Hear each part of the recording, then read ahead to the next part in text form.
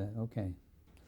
Well, we've been talking a lot about your experience in both television and features. I just want to touch on some of the really big features that you've worked on, Michael, and just you can just make any comment you want on them or no comment at all. That's up to you. But American Graffiti was a big one. American Graffiti was, it was a little tiny picture that scored very, very well. And we like to think that certainly the cast helped. Now, I must say that although I worked on that film, my partner, Fred Roos, did much more of the work than I did. But we were partners, and I certainly enjoyed the process. And Lucas is quite an interesting and a good director to work with. George Lucas. Yeah. The Godfather Part 2. Godfather Part 2, there's a wonderful story about Godfather Part 2. There's an actor, he's passed away, a man by the name of Timothy Carey. And Timothy Carey was an actor who Kubrick used all the time. Timothy Carey must have been 6'4" or 6'5" and 240 pounds, an enormous man. And Fred Roos and I both thought the world of Timothy Carey. We also knew that he was nuttier than a $3 bill. And we were casting Godfather 2, and we had arranged for Timothy Carey to come and meet Francis Ford Coppola. And we were housed on Cannon Drive across from the Cannon Theater and the Paramount executive offices. And all of the offices we had for Godfather 2 were indoor offices, inside offices, no windows. And Francis, being a bit paranoid, had a button on the underside of his desk in case there was a problem that he could push the button and the security people would come. And our office, Jane and I, were right across the hall from Francis. So Timothy Carey comes in, and Francis liked to meet actors alone. So I take Timothy into Francis's office and introduce him, and I step out. And evidently within the next 12 or 15 minutes, they had a wonderful conversation until Timothy Carey pulled a .45 on him, and he pushed the emergency button and security came and hustled Timothy Carey off, and he wasn't in Godfather 2. Did Carey ever make any excuse on why he did that? No, he was playing the character. He thought it was the right thing for the character to do. That famous Chinatown, the Robert Evans production in 1974. Yeah, great film. Just great. Yeah, wonderful cast. And great style. Great style. And of course, Roman Polanski, a bit of a character, but boy, a man who knows the business, knows what he wants. And he was wonderful to work with, a very smart man. Any particular casting note there?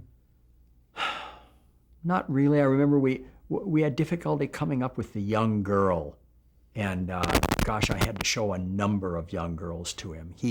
He had a vision, and I think we got close to it, but I don't think we got as close as he wanted us to. You remember who played the part? No, I don't. Okay. Let's go on to Young Frankenstein. Ah. Mel Brooks, huh? Mel Brooks. 1974. Boy, oh boy, oh boy. Mel Brooks would sit at his piano, and Jane Feinberg and I would walk into his office, and he would play Fenton and Feinberg and Feinberg and Fenton. It must be time to cast. He's hysterical. He made it fun. Yeah, he did make it fun. He's a bit of a character. We did a number of films with Mel, and they were all good. And of course, Gene Wilder is just wonderful and was totally involved. And he's a very, very smart man and a good, good actor. One Flew Over the Cuckoo's Nest, 1975. Yeah, Milos Forman. Milos said to us, I have no preconceived notions. You have your heads. Bring me odd people, as long as they are professional, and I will consider using them. Did you have any trouble getting Nicholson? Well, we saw a lot of people. We tested some people. We always were thinking about Jack to play the part. And we finally reached the point where Milos said, okay, I think Jack's going to be the best for us. So I made an offer to Sandy Bressler, The offer was accepted. We started prepping to shoot in April. The secondary cast I had pretty much lined up, and so I felt we were ready to go. I get a phone call from Sandy Bressler, and he says, Jack can't do the picture in April. I said, what? He said he's gotten an offer to do a picture in Europe, and he needs the $500,000. So if you want to do the picture in September, we'll do it. But he's got to go. I guess it was like 3 days later, he had to rush to Europe. So we decided we better do this picture in September, and we did. It's one of the compromises you have to make in this business. Whoa. I mean, Yeah. seriously, if we hadn't had Jack, the picture would have been very, very different. Marathon Man, Dustin Hoffman, 1976. Oh. John Schlesinger just passed away 3 weeks ago, but kind of a funny story on John. John had, when we started on the picture, John had a picture that had just come out with Donald Sutherland in it. And it was from a book, and I don't remember the title of it, but the picture got the worst reviews in history, and it was a disaster. And so Jane and I, no matter what Jane and I did, Schlesinger was not happy with us, and he kept saying, no, no, no. So we had run some film for him in a small projection room with Robert Evans. And John had said, yes, I like this actor, but what are we doing about the doctor? And so John was a very small man, and he was standing up several rows in front of us. And I said, well, John, I want to revisit Laurence Olivier. And he said, wrong, wrong, Laurence Olivier cannot play the part. The stupid idea. I'm going. Bob, I don't know where you found these people, but I'm unhappy. So he stamps out of the projection room, gets his bag, and he had a plane at 3 o'clock. That's why he was stamping out of the projection room. Flies to London. It's on a Thursday. Wednesday morning, I'm in my office. Bob Evans' secretary buzzes me and says, come to Bob's office right now. Schlesinger's on the phone. So Jane wasn't in yet. It was about 9 in the morning. So I go around the corner, and I'm standing in Bob's office, and Schlesinger is on the squawk box. And John says, oh, Michael, I'm so glad you're there. I want to tell you that I've made a decision, and why we hadn't discussed it, I don't know. It's just beyond me. But I was having lunch at the White Elephant, and who should walk in but Larry? I look at Bob. He says, you know my friend, Larry Olivier. I said, yes, John. He said, I think he'd be wonderful to play the doctor. And I said, John, that's a sensational idea. The casting business. And so we used Sir Laurence Olivier. The other story about Sir Laurence Olivier was, I don't know how many people knew how ill he was, but he had, I'm not sure he had ALS. He had a disease where his nerve endings and his muscles didn't quite connect all the time. And I very rarely had occasion to go to the stage. I had to go to the stage to get a contract signed, not Sir Laurence Olivier's. And so I was on stage, and they had lit, and they were ready to do a scene. And Sir Laurence Olivier was sitting in a chair, not a director's chair, a shorter chair with arms on it. And John Schlesinger said, Larry, we're getting ready to roll. And Sir Laurence said, all right, John. And 2 of the biggest scripts I have ever seen walked over, lifted Laurence Olivier up out of the chair, carried him into the set. It was a set where Olivier was putting his hands on something to brace himself, which he did. And they rolled film. And he did the scene. And in the scene, he had to walk like 4 or 5 steps. And he walked as if there was nothing wrong with him. Schlesinger called cut, and the 2 grips raced in, picked Sir Laurence Olivier up, and brought him back to his chair. I just looked at that, because it was mind over matter. The man could not walk, and yet he did. Incredible. There are so many others here that we could talk about, and your stories are wonderful. I think we need to get to some of the television series that you have worked on. Okay. And talk about series that you cast for where you were very involved and some that you liked? We won't get into the ones you didn't like, but who were some of the people that you cast in series? Oh, goodness. Wow. Wow. Well, we talked about Robert Urich already. Like anything else in the television business, some of the stuff we inherited and some we created. As you know, when we go to the network, there are a lot of fingers in that pie. And even though we might have suggested a cast, the cast changed by the time you get on the air. But we were fortunate enough to be involved with some series, one that you and I worked on together, that were really fun. I mean, I think The Love Boat was fun. And it was fun to cast the guest stars every week. And I think while you were at Aaron Spelling's boudoir, we also did Starsky and Hutch for a season. And we did a show, a pilot that didn't go, called the San Pedro Beach Bums. And Aaron was a difficult man with whom to work, but he was always fair. And he loved actors. And he loved the casting process. Not that he was totally involved, but he was certainly involved enough that I had conversations with him on more than one occasion. And he was fun to be around. And he was knowledgeable. Very knowledgeable. Yep. Yes. You mentioned off camera your association with Michael J. Fox, and I think that our people should hear that information you gave us. Yeah, Michael J. Fox was always the first choice for Back to the Future, but we couldn't get him because he had 9 or 10 TV shows left to do, and our director Bob Zemeckis didn't feel that we could interrupt Michael J. Fox's life to that extent, and through a series of events, Eric Stoltz was selected to play the lead in the very first Back to the Future. And unfortunately, as wonderful an actor as Eric Stoltz is, he was not Marty McFly. He does not have that sense of comedy that was necessary. And we replaced Eric Stoltz with Michael J. Fox, and he still had 5 TV shows to do on his series. And so he was taken to Paramount Studios at 9 a.m. He worked there until between 5 and 6 in the evening. A car and driver picked him up, brought him to Universal, where he was given a light supper. He was put to bed. They woke him up about 1:30 in the morning. They put him to work at 2 a.m. He worked from 2 to 8 or 8:15, threw him in the shower, and drove him back to Paramount.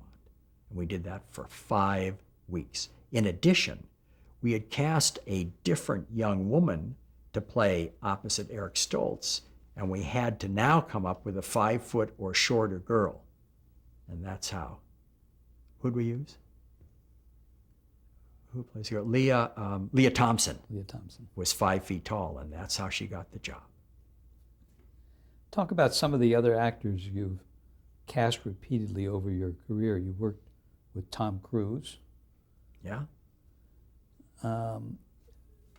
What about them appealed to you in the first place? Well, Tom, when we first met Tom for that little football movie that we did with him, the very first one we did with him, that acting role did not call for a great actor, but what it called for was a personality who looked great. And I have always surrounded myself with casting directors who are girls.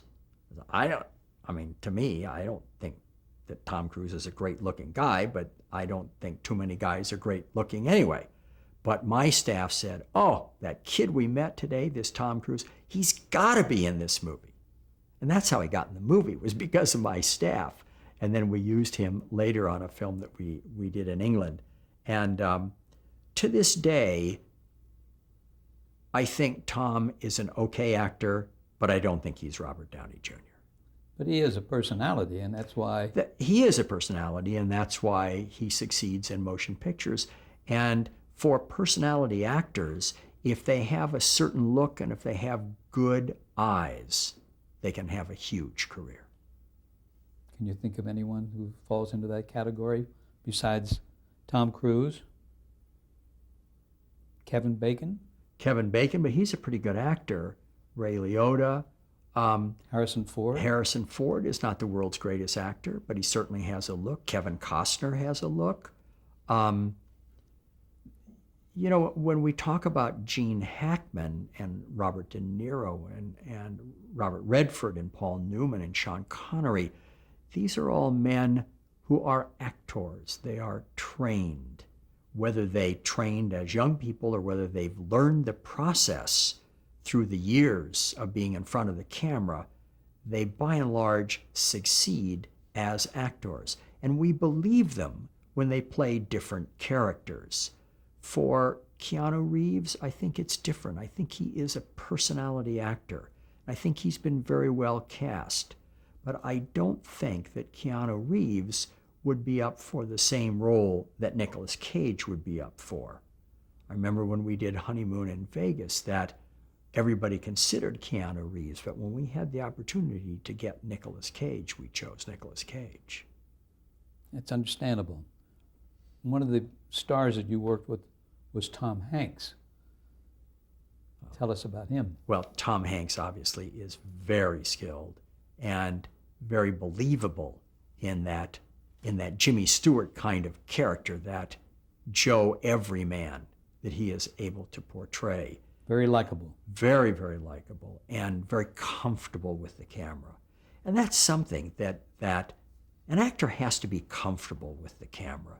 If an actor is put off by the technical devices that surround him or her, they're going to have a problem. I mean, we've all gone through this process, and you can either do it or you can't do it, and it's very difficult to teach someone to do it. I want to talk about your interest in retiring. Huh? How important is it for you to continue working? Oh, I don't see any reason to retire. I still have a great deal of fun, and it's still a challenge. And I think that I don't see any reason to retire. Well, what still attracts you to a project? It's just the fun. It's the joy of putting together a cast where we have a film that's coming for, I believe, for Christmas this year, which is called Blizzard, although that may not be the release title. And it's a live-action animation show with Brenda Blethyn and Whoopi Goldberg and Christopher Plummer and a new young girl who is now 13 years old. We made the film, she was 12. She will be someone you'll hear about. We want to look for her. What's her name? Zoe Warner. And she's a wonderful young actress, and she'll come alive. But when we finally get a cast together, gosh, we've been working on a project with Frank Pearson now for about a year and a half maybe. And we're finally getting the pieces together. And it looks like we have Billy Crudup and Joy Bryant, who starred opposite Denzel in Antoine Fisher last year. And we're out to Jon Voight. And we're getting very close. If we get Jon Voight, our picture will get a green light. And I'm very excited about that. It's been a long struggle. And then we're doing a motion picture, brand new film with LeVar Burton. And we need a little person. And we have discovered a little person. She's about 3'2" or 3'3", and she sings. And the author of this piece had written it about a young woman who in the last 5 minutes of this film gets an opportunity to sing. And then she passes away. And it just rips you apart. A heartbreaker. And it's a wonderful film. Michael, to what do you attribute the longevity of your career? I mean, it's an obvious answer, but in your own words. Well, it's like anything else. If you're blessed to love what you do, you can do it forever. And what I do isn't very physical. I don't carry a camera around. I'm not carrying 4-aught cable And I don't have to move a brute or a mini brute on a stage. And what I do is exactly what they do, is contribute to the process. And we all do it together. And we all love it. And I continue to love it. No reason to. No. What advice would you give to someone starting out in casting for television today? I mean, how important is your background in acting? Of course, I didn't have much of a background in acting. I took one class in acting at UCLA because it was forced upon me. You couldn't get out without taking, I mean, you were not going to be graduated without taking a class in acting. And I don't know, I think that there is no curriculum for a casting director, but I think reading the classics, reading the written word, no matter in what form, is important. And of course, seeing everything on television and all the theater you can get to, and as many movies as your eyes can stand. What advice would you give to an actor today, in today's market? Well, I feel this way about actors. If an individual wants to act, he or she has to love acting. And you can act in a church basement, in community theater, in little theater, on Broadway, or on a street corner. And if somebody pays you, it's the icing on the cake. But you better love acting, because the rejection in the professional world of acting will kill you if you don't love every minute of the struggle. That sounds like good advice. I wanted to ask you if you think the audiences have changed in the time that you've been in television and motion pictures. We know that we've gone over some of the other ways that the business has changed. Well, I do think we're becoming more like the Romans than I ever thought possible. And I think reality television is watching the Christians being thrown to the lions. And people are so bloodthirsty. That's one of the reasons why NASCAR racing is so popular in the United States, is I think the audiences are waiting for the accidents to happen. What can we do to change that? Everybody should run out and see Secondhand Lions. And that'll teach you what the world's about. A new feature film, right? A new feature film with Michael Caine and Robert Duvall. What has been the highlight of your career?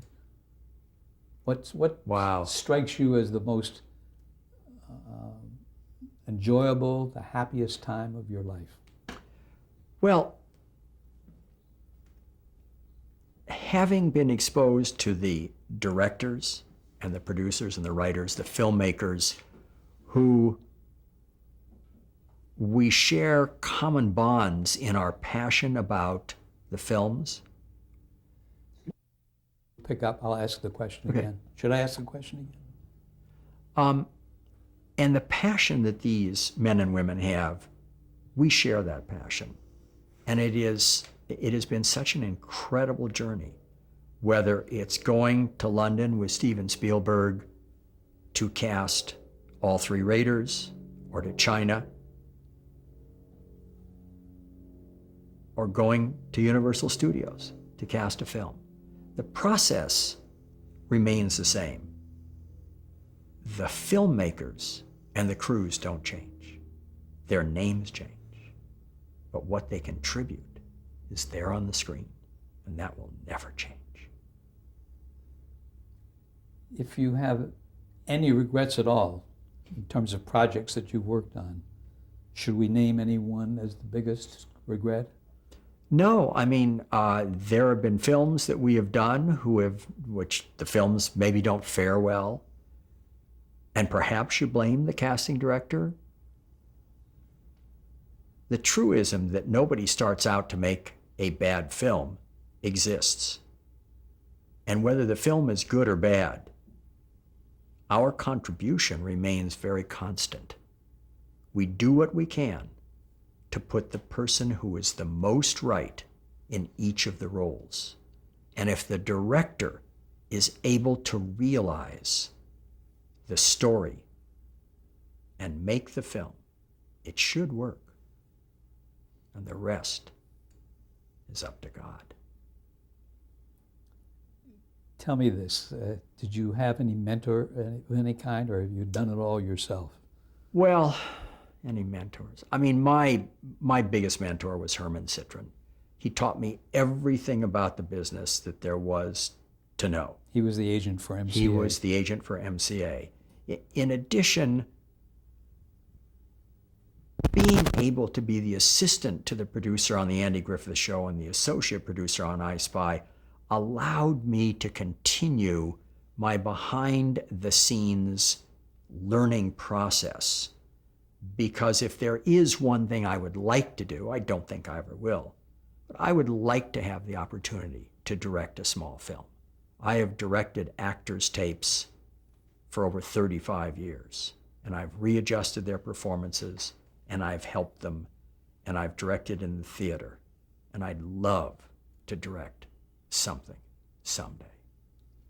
Well, my next and last question is, how would you like to be remembered? And maybe it will be with a feature film. Maybe so.